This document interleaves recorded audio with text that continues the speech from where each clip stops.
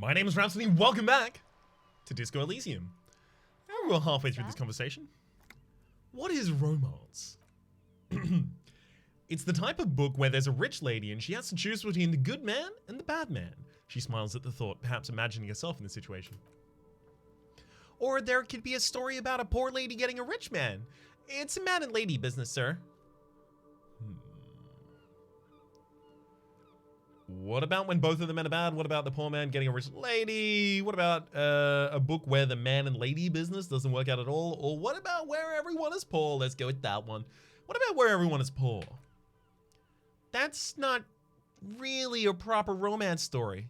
That's more like everyday life. Sometimes you have to write about real life things. Not in romance books, sir. There are nice and pretty people and everyone's happy in the end. What about when both of the men are bad? That's not very common. You can't have a choice between bad and bad. No one wants to read a story like that. What if it's written really well? Well, maybe then it's fine. Maybe if the lady decides not to pick either because she doesn't need a bad man, yeah, that'd be interesting. What about a poor man getting a rich lady? It happens. But usually the guy gets rich in the process, or may actually be rich himself, but has lost his family property unjustly, like during the revolution or something. I see. Those are unhappy books for most of the pages. People sad about what they've lost. But in the end, it all turns out fine. What about a book where the man and lady business doesn't work out at all? I haven't read many of those. Maybe you should ask Mom? Yeah. I think she has one about an excruciatingly painful breakup. I don't think it's a romance story if the main characters break up, though.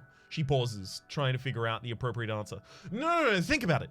One where they plunge into a torrid spiral of pain and recrimination. Only it's really long and drawn out. Scarred for life. Phantom limb. No? I don't know. She looks at you with puzzlement. Doesn't ring a bell? All right, I'll ask your mom. Yeah, she nods, relieved. She knows books, definitely. What was that? An idea for an unfinished novel stuck somewhere in your forebrain? You clearly have issues you need to address. All right, so I feel that's probably a little bit of a hint as to our character's backstory prior to the whole retrograde amnesia thing. That's enough romance for me. I had other questions. Who are these famous people? Oh, kings and queens and generals of old, or artists and writers, or musicians, those kinds of people. There's usually something extraordinary about them. She scratches her cold, reddened cheek, then continues. I think that's why people read them, to find out the secrets of their fame. Seems like most people who read those books fail to get more famous from reading them. Reading those books doesn't really make the readers more famous, does it? But it does make the famous people more famous, she smiles gleefully. Fame sounds delicious. Fame. Oh, okay. Whoo. So I am still trying to, like, in part, at the very least, guide this as a character of my own ethical and moral boundaries and mores. Fame is for vain people. I have better things to do. Okay, sir. She stamps her feet, waiting for what will come next. Catch you around, Annette. This book has a rose, a pistol, and a half-naked dame on its cover. On the cover stands a very muscular man, surrounded in flames. I will also note two different things that are going to be things that I try and keep in mind from here on out as well. Again, having read the comment section, I do appreciate the feedback as well as the interaction on the series, by the way, so far. It's overwhelmed me. I kind of expected this to be one of the least viewed series I ever do, but I would just do it because I think it's cool and I want to play the game. I think that more people need to see the game. But paying attention in specific to the comments, one of them was that things around my character's head I should more often interact with. The book is titled Man from Heimdall and the Wildfire. This book is about pate. This book, you don't really understand what it's about? Nor does it seem important. It takes willpower to even read the author's name. Jan Kaus from Iguania. Igonia? I think that was actually. A book about Boyadera culture, and then it said other things as well, I'm certain, but unfortunately I spent so long trying to figure out that word. A book about the future. The government reads your mind using radio technology. Alright, I'm not going to go into the building just yet. I'm going to make sure that I'm very, very nice to this mail collection box. Good mail delivery box, lest it kill me again. The box seems happy. Excuse me. Perception, sight. Eat shit, pig! Get fucked by the kin! And Saint G with a crown have all been scribbled on it. Jenny's a whore! And Barcer mailbox also. I feel you, mailbox. Been there? Post L'Aventure? Mail collection box, been there. Or mail collection box, you should man the fuck up. I'm gonna go for been there. The mail collection boss seems cathartic. Thankful, even. So do you. You shudder. Then you swallow. I'm so tempted to kick it after that, but I'm not going to. Oh, good lord, this area is much larger than I thought. Okay, let's actually try and complete individual areas before I, no, that's fine, Kitsuragi, you just got in my way there. There are bottles inside, you can pick them up if you have a bag. I'm gonna try and actually interact with the stuff that I missed in the last episode so I can kind of clear areas and move on. This is the logo of the municipality of Revachol. Should probably talk to this kid as well. Kuno, the pig's getting pretty close to me. She hisses. Come to snuff my shit out, I think. Take one step closer. Looks like it's time for me to go, Kuno. Pig's come to take me in. I just want to ask you some questions. Take another step closer. I'm going away for a long, long time, Kuno. Going away for life. What's going on there? Fuck are you trying to pull, pig? Listen, child, that corpse has made me puke twice. I was wondering why you don't. Yeah. I'm gonna go with that. Stay away from me, pig. You don't want to see what happens when you corner me. I mean...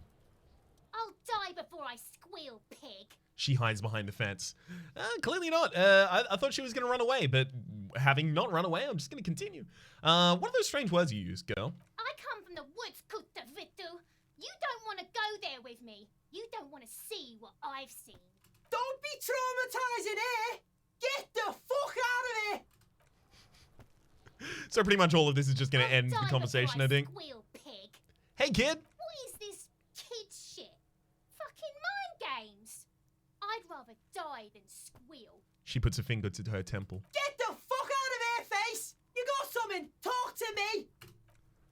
I'm just gonna continue the vocal lines here. I squeal, pig. Child, converse with me! Murder was the case they gave me.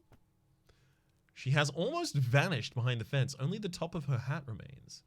Murder was the case they gave me. What's all this kid shit? See, I still don't understand, like, what level of technology, what level of magic, what level of fantastical thinking, what level of absurdity is embraced in this world by the world setting larger, right? Other than just like the internal psychological things. And the reason I mention that here is because maybe this character was a cop that had their brain swapped and then lived life inside the body of a child. I don't know.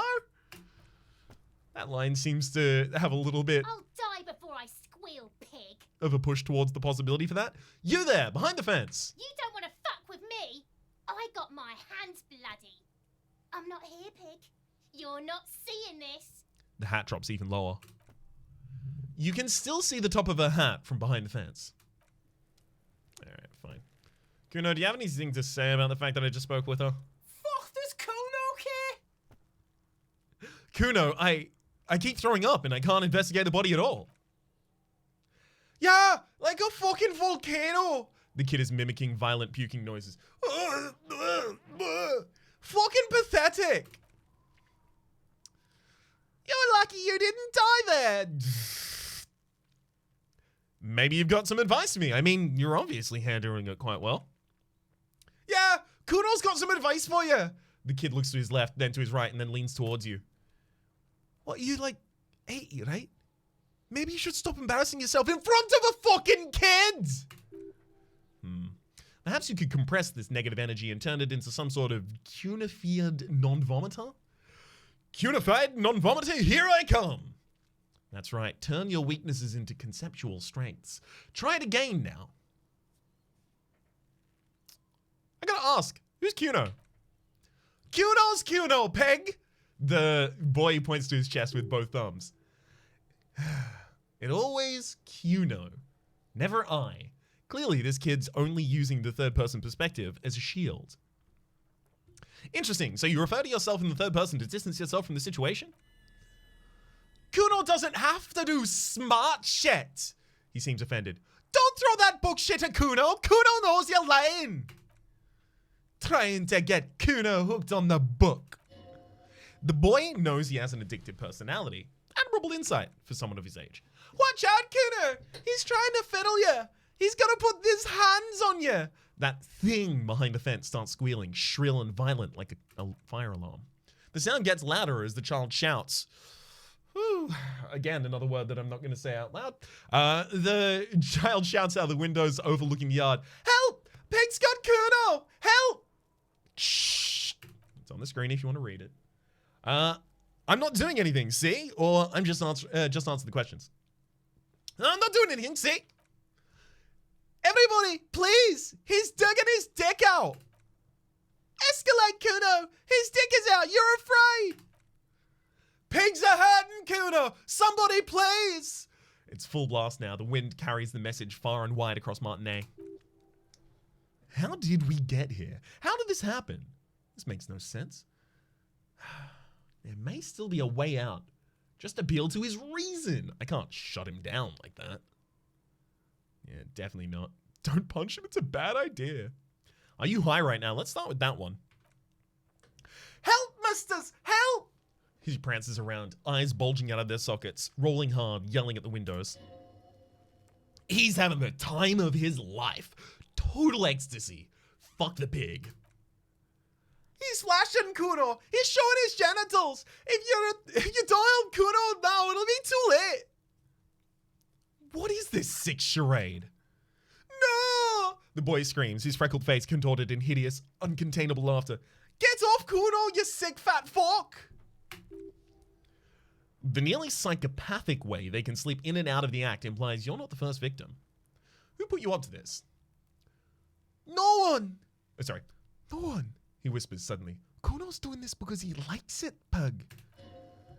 This is where Kuno establishes dominance over you. Change of plan? You can't let that happen. It'll make things harder down the line. You may end up missing crucial information.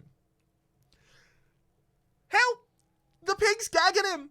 Kuno can't speak! Oh, I got the wrong character again. I should look at the portrait rather than the name because I keep just starting to read Kuno and then going, I'm gonna read it in Kuno. Alright. Somebody put you up to this. You put him up to this yourself when you decided to talk to him in the first place. Listen to your friend! Kuno hocks a loogie at the ground. The phlegm is yellowish and bubbling somehow. Kim, did you do this? Did Gart put you up to this? It was the harbor, wasn't it? They're trying to compromise me. I can hear them now. Okay, no one put you up to this. Did Gart put you up to this? Kuno owns this for us! He whispers. Sorry. Kuno owns this for us, he whispers. Then looks around and yells from the top of his lung. Help! The RCM is trying to fuck Kuno! Be logical, kid. I haven't done anything to you. Fucking logical! He snorts. Help! The logical pig is fiddling Kuno! Alright, alright.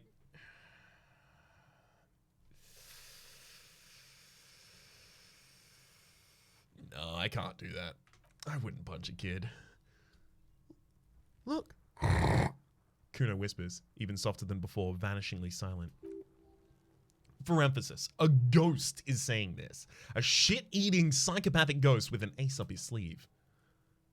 I know you wanted to hit me, he lets it linger. You got that, I'm gonna fuck that Kuno up look in Kuno's dad's get. Kuno's dad gets. That murder look. That rage look. Relax, he can't read your mind. He doesn't know what you were thinking about. Yeah, but I didn't act on it. It was just a fantasy. Yeah, how do I get back to it? I want to go back to that thought. Or how do you know? You see inside my head. Yeah, but I didn't act on it. It was just a fantasy. Well, see, the thing is, my character wouldn't, like, the self-insert in the world wouldn't say, oh yeah, that was a fantasy that I just didn't act out. I definitely wanted to punch a child. So I'm a little stuck here. I'm gonna go with yes, but I didn't act on it. You know what though? I know what you thought. I'm gonna fuck that Kuno up. I'm gonna shut that shit down. You know what? You should have. Because now, he raises his voice again. You're nothing! You're a joke to Kuno! Kuno laughs at you! He spreads his arm, taking dominion over the yard. King Kuno! Backing up was a bad idea. Now he thinks he's established dominance over it. Kuno's turned you into his prison, bitch! You're gonna be in this shit with Kuno! No, the lieutenant almost rolls his eye. You're not. We can just leave. Bitch, you're gonna be in this shit with Kuno forever! The Pipo-headed critter doesn't let him finish. A Pipo is a type of hat, by the way. Nice Pipo. You don't talk to me about my fucking Pipo! You don't know where I come from! You're just Kuno's bottom bitch! Whatever, I had questions about the crime scene. Okay, Kuno's... Dang it. I keep mixing their accents, just going one way or the other. I gotta go high-pitched kid, Kuno is Scottish. That's it. That's all I've got. Okay, Kuno is kind to his bitch. Ask your questions, but remember, he taps his temporal lobe. This changes shit. Click, click, click, click, goes the little Piper wearing asshole behind the fence. Ooh. Empathy. Legendary. Figure out what's going on with this kid. I'm rolling that. Hey, that's a failure. He's on your crime scene, bossing you around, and he's been here for some time too. This is where he hangs out. You have to get more out of him. He could be useful.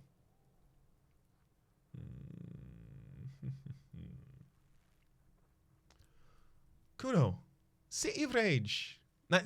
Kuno, City of Rage, Night City. What's going on here? I'm intrigued. I'll get better at bouncing back and forth between the voices as we go over the series. It's just I have to kind of warm myself back up into it. But if you're familiar with the Outer World series or watched any of the VODs for that, you'll know that I can get it.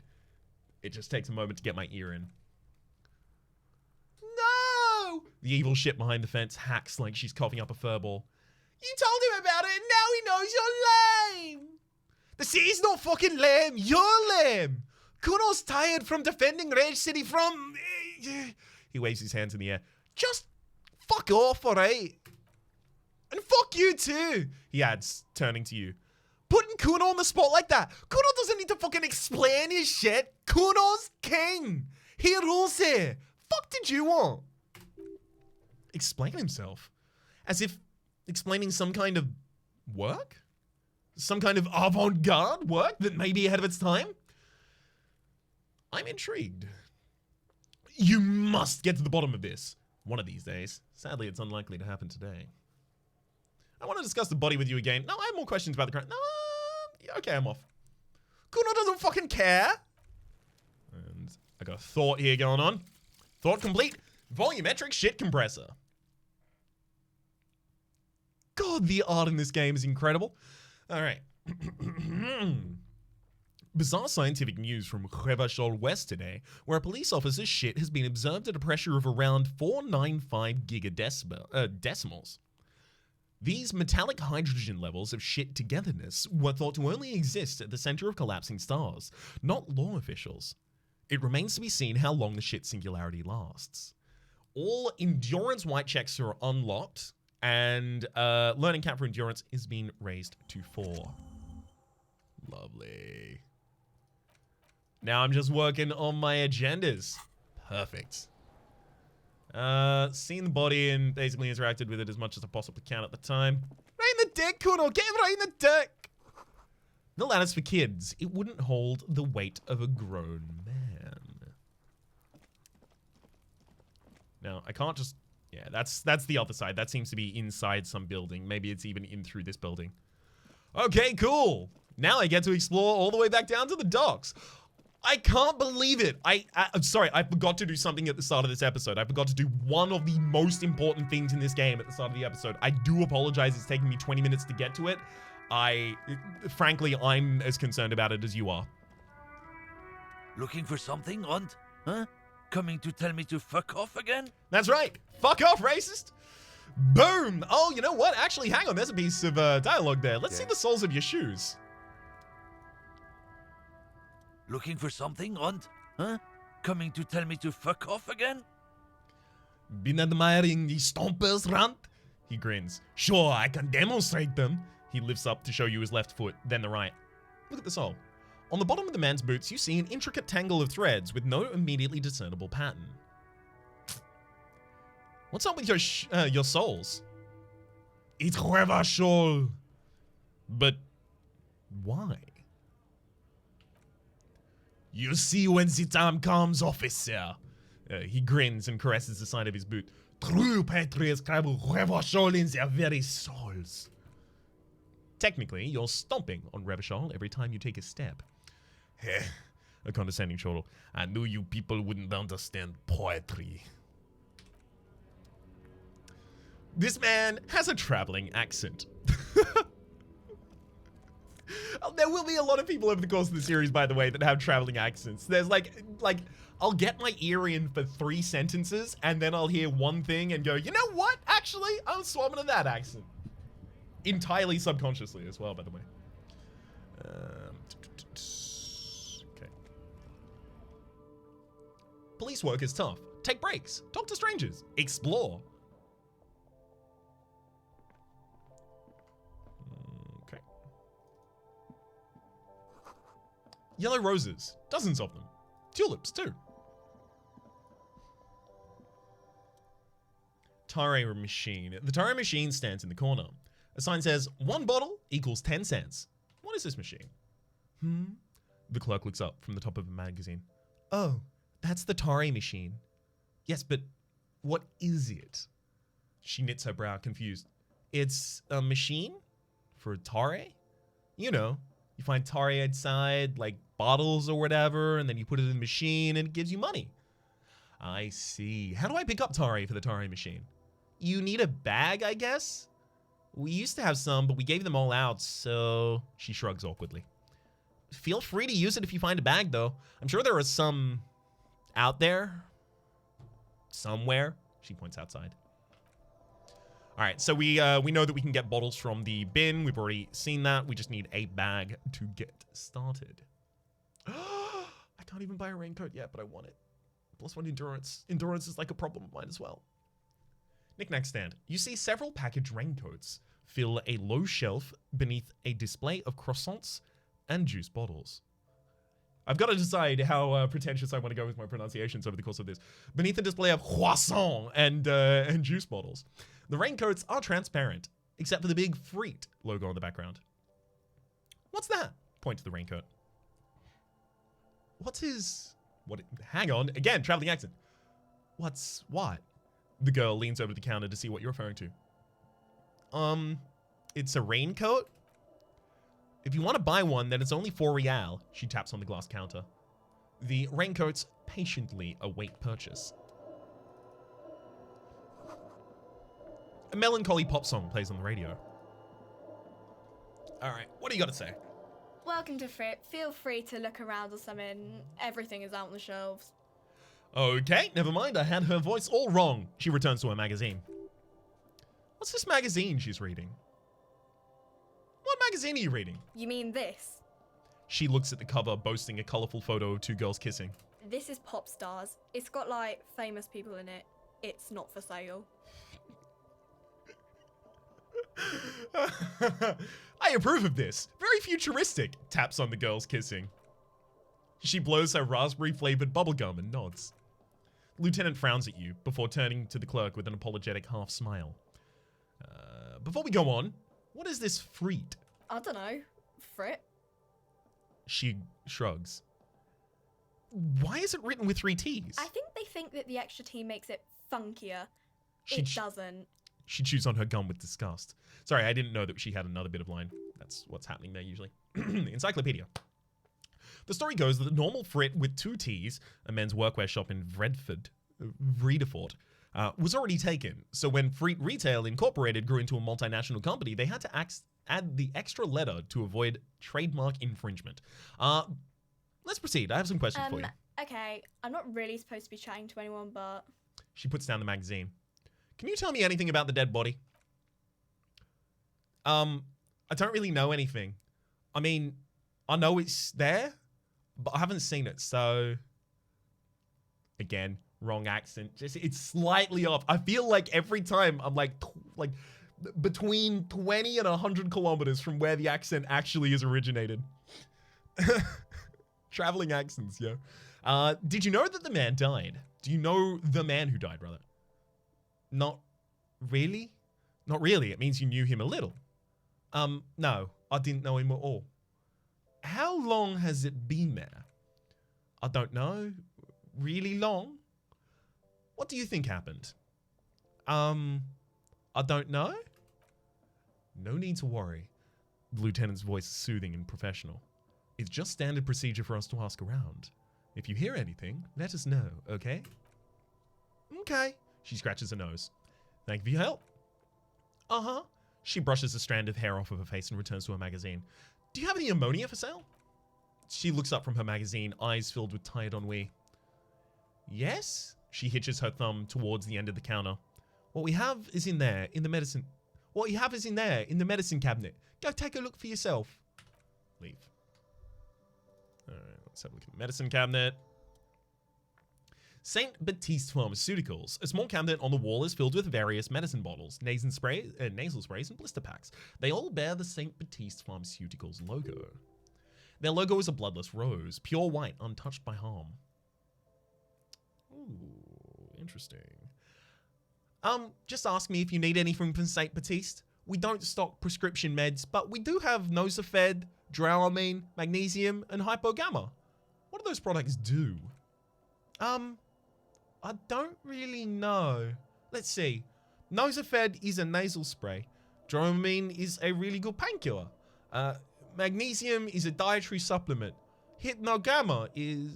She stops. I don't really know what Hypnogamma is. I guess it sort of makes you feel less shit. It's recommended to use after lots of partying, studying, or exercising. Can you be a little more specific? She chews her bubblegum absent-mindedly. No, sorry. I'm not like a doctor or anything. Nosafed heals 1 health. Oh, right, so they're just straight up health heals and other heals. Hey. Who is Saint Baptiste? Saint Baptiste? You know. She nods slowly at the cabinet. The pharmaceuticals company? Saint Baptiste Pharmaceuticals? The one that sells meds at Saint Baptiste? She points to the cabinet. That one? There? She's right. Saint Baptiste is the company that derives its name from Saint Baptiste the city. Itself so named because that's what it is. A rare case where there really, where that really is the full etymological, Yeah, no, that's the history of this bug. A rare case where that really is the full etymological history, as far as anyone knows, at least. All right. Look at the stuff at the end. Shimmering wall of vices. A colorful display of cigarettes and alcohol bottles lines the shop wall, inviting you closer. I'm in heaven. I just want it so bad. Say nothing. Just take it in. The beauty. Conceptualization. The beauty, the truth, the poetry of it all. The clerk sees you eyeing the goods behind her. I'm obliged to inform you that both alcohol and cigarettes damage your health, she comments. But I guess you already know that. Don't ask. Just don't ask, don't look, don't do anything here. Just go away. Get back to work. Please. Tell me more about these products. The Pale Age Vodka special, I guess, is stored in Pale, which for a couple years, which makes it super expensive and super strong. What is Pale? You know, she shrugs, uninterested in explaining it further. Okay, what will consuming this stuff do to my bud? She stares at you, unsure. I mean, I already said it'd hurt you. I don't know what else they'd do. Drugs give you powerful bonuses to your main stats while damaging your health and morale. Cigarettes raise intellect while damaging your health. Alcohol raises physique while damaging your morale. I'm fine for my morale to be damaged a little. Like, I've got very high morale, so maybe I want alcohol.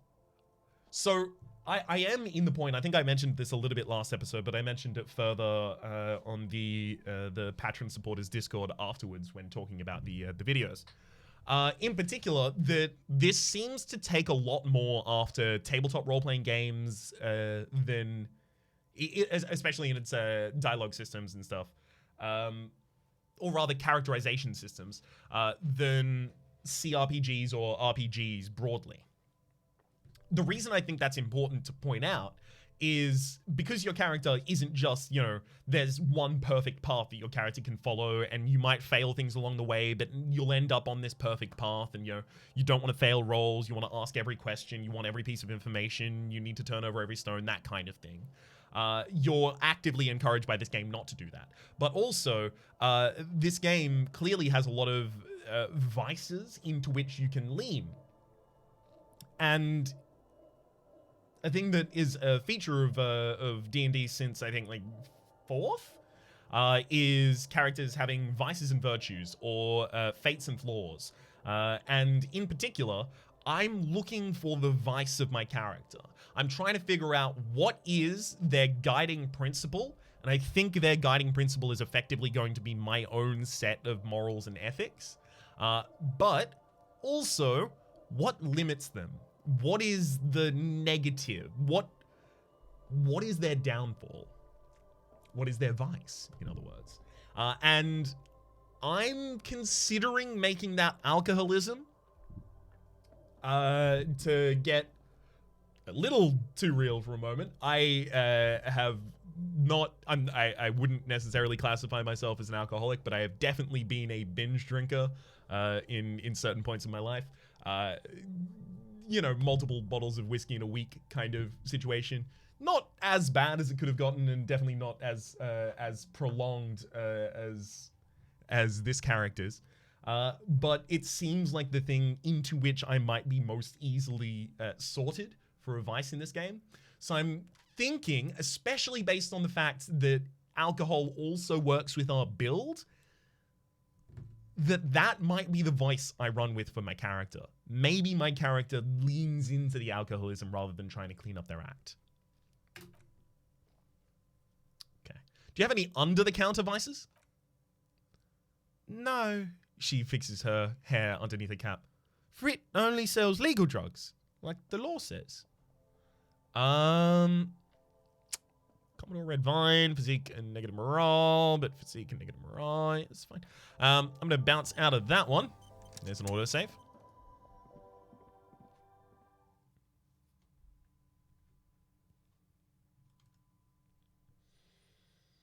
Don't be afraid to say weird things. People are more forgiving to persons of power, like police officers.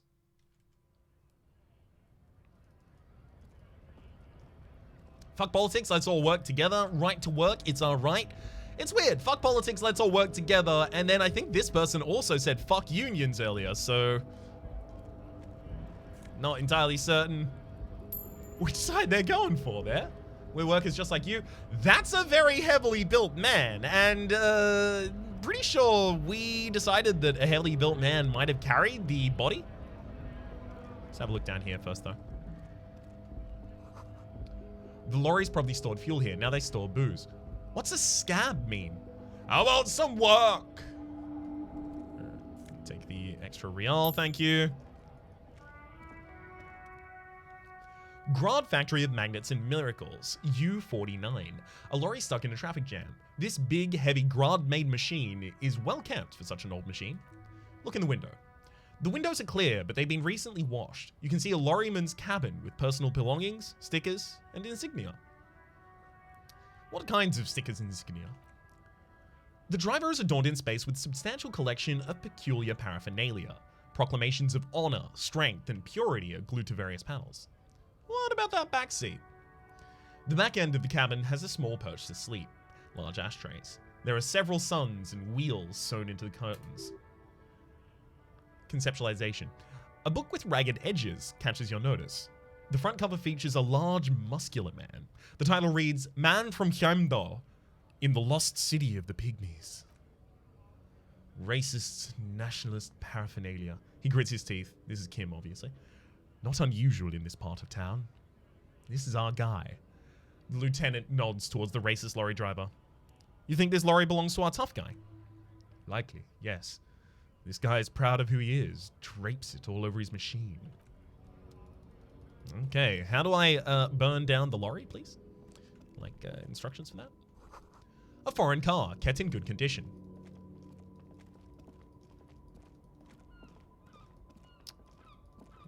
Hang on. Let's go for the far one first. A bold slogan, Humanox, covers the truck.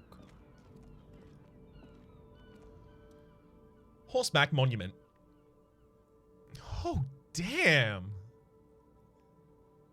How the hell is that suspended? An old monument stands in the middle of the traffic island, pointing towards the sea. It looks as if it's been reassembled piece by piece, secured and mounted in the air by with the aid of numerous ropes and rods. I love that the dialogue immediately answered the very, very clear question here for me. Who is this?